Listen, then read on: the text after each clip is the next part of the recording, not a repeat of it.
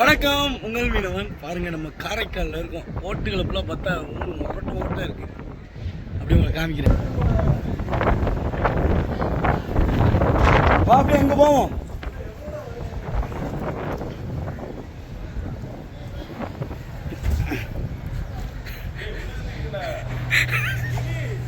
அடே வா, என்ன கூப்பிட்றாங்க, வா.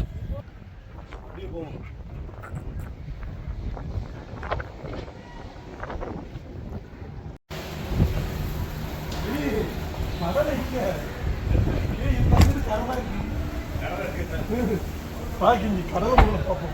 கடலை பார்ப்போம். இவ்வளோ போட்டுகள் இருக்கு. என்ன போட்டு ரொம்ப சின்னதா இருக்கு. நீ எத்த தண்டிடா ஐயா. நீங்க சின்ன போட்டு தான் 75 லட்சம் ரூபா நோட்டையா கொடுத்துருக்கலாமே. மங்களூர் லட்சத்துக்கு போட்டா நீ எடுத்து இருக்குல்ல, இங்கே தான் பெரிய ஓட்டுன்னு சொல்றாங்க.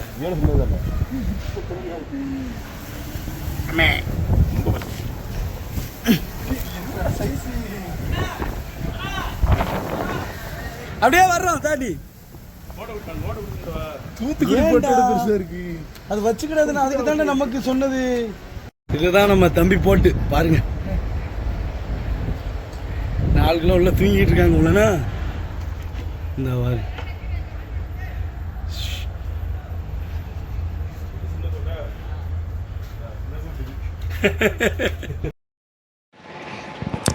நம்ம வந்து இப்போ இருக்கிறது வந்து காரைக்கால் வந்து ஹார்பரு. அந்த ஹார்பரில் பாருங்கள் எப்படி ஒவ்வொரு போட்டு எவ்வளோ பெருசாக இருக்குது அப்படின்னு. இங்கே வந்து இந்த ஹார்பரில் வந்துக்கிட்டு இங்கே நிறைய போட்டுக்கு வந்து ஒரு இடத்துல ஏலம் நடக்கும். அப்புறம் இங்கேருந்து ஏலம் போட்டுட்டு இவங்க இன்னொரு இடத்துல கொண்டு போய் போட்டுருவாங்களாம். அதுக்கப்புறம் இந்த இடத்துக்கு வேறு போட்டு வந்து ஏலம் விடுமா. இந்த ஹார்பரில் இங்கே வந்து இப்படி தான் இருக்குது. ஏன்னா இங்கே வந்து ஹார்பர் ரொம்ப சின்னதாக இருக்குது, போட்டுகள் ரொம்ப அதிகமாக இருக்குது. அதனால் என்ன பண்ணுறாங்க, இங்கே வந்து ஒரே இடத்துல எல்லாருமே ஏலம் போட முடியாது. இப்போது பாருங்கள் எவ்வளோ போட்டு கட்டியிருக்காங்க. ஒவ்வொரு போட்டுலையுமே தாண்டி தான் மீனை இறக்கணும். ரொம்ப கஷ்டம். அதே மாதிரி எல்லா போட்டுமே இங்கே இரும்பு போட்டு தான் வச்சுருக்காங்க. ஒன்றோட ஒன்று அடித்து மோதி நொறுங்கத்தான் செய்யுது. ஏன்னா இவ்வளவு நெருக்கமாக போட்டிருக்கனால போட்டை வெளியவே எடுக்க முடியாது. இப்போ இவங்க வந்து இந்த இருக்கிற இடத்துலேருந்து இன்னொரு இடத்துக்கு நகட்டணும்னா ஒவ்வொரு போட்டையும் அடித்து நொறுக்கி தான் வந்துக்கிட்டு வெளியே போகுது. நீங்கள் இந்த போட்டுகள் இருக்கிற அந்த கிராச்சை பாட்டதாலே தெரியும் எந்த அளவுக்குன்னு. இப்போ இந்த லக்கத்தில் மொத்தமாக 100 போட்டு கிடக்குன்னா இந்த 100 போட்டுக்கும் வெளியே போகிறதுக்குள்ள பெரிய ரிஸ்க்கு. நான் இதில் நின்று வீடியோ எடுத்துக்கிட்டு இருக்கும்போது நிறையா போட்டு வெளியே எடுக்கிறதுக்கு தான் இன்ஜினை ஸ்டார்ட் பண்ணியிருக்காங்க. ஒவ்வொரு போட்டு ஒவ்வொன்றோட மோதி அப்படியே வெளியே கொஞ்சம் இஞ்சாக தான் வெளியே போகுது. வெளியே போய் அதையே இன்னொரு இடத்துல அதை போடுவாங்க. இங்கே வந்து ஏலம் போடுறதுக்கு தான். ஏன்னா இப்போ இங்கே வந்து இவங்க கடலுக்கு போகிறாங்க, போய் பிடிச்சிட்டு வந்த மீனை இந்த இடத்துல தான் ஏலம் நடக்கும். ஏலம் கூட ஒரு இடத்துல தான் இருக்குது. அதனால் வந்து போட்டுகள் யார் வருஷப்படி யார் போட்டு 2வது போட்டு இப்படி அவங்கள கணக்கு பண்ணி அதன்படி இந்த லைனில் போட்டு மீனை வந்துக்கிட்டு ஏலமிடுவாங்க. அப்படி தான் பாருங்கள். இந்த போட்டில் வந்து மெயின் மீனெல்லாம் விற்றுட்டாங்க. அதான் என்ன சொல்லுவாங்க, மார்க்கெட்டு மீன், ஸ்டாலு மீன் அப்படின்னு சொல்லுவாங்க. அந்த மீனெல்லாம் விற்றுட்டாங்க. அதுக்கப்புறம் சங்காயம் அப்படின்னு சொல்லுவாங்க. இங்கே வந்து அதை கசாருன்னு சொல்கிறாங்க. காரைக்காலில் வந்து கசாருன்னு சொல்கிறாங்க. எங்கள் ஏரியாவில் சங்காயம்னு சொல்லுவோம். அந்த சங்காயம்னா அது எதுக்காக பயன்படுத்துவாங்கன்னா ஆயிலுக்கு எடுப்பாங்க. அந்த எண்ணெய்க்கு வந்துக்கிட்டு மீன்கள் வந்து இவங்க நிறையா பிடிச்சிட்டு வந்திருக்காங்க. இங்கே உள்ள நிறையா போட்டுகள் வந்து இயங்குதுன்னா மெயினுக்கு காரணம் இந்த எண்ணெய்க்கு மீன் போகிறனால தான் அவங்களுக்கு லாபகரமாக இங்கே பிஸ்னஸ் நடக்குது. ஏன்னா நான் கேட்டவரை இங்கே பார்த்தவரை இவங்க இங்கே மக்கள் சாப்பிட்ற மீன் அதை பிடிக்கிறத விட ஆயிலுக்கு பிடிக்கிற மீன்கள் தான் அதிகம். இப்போ நான் இறங்கி இந்த போட்டில் பார்த்துருக்கேன்ல, இந்த போட்டில் எத்தனை கிலோ இருக்குன்னா கிட்டத்தட்ட 30 டன். 30 டன்னுனா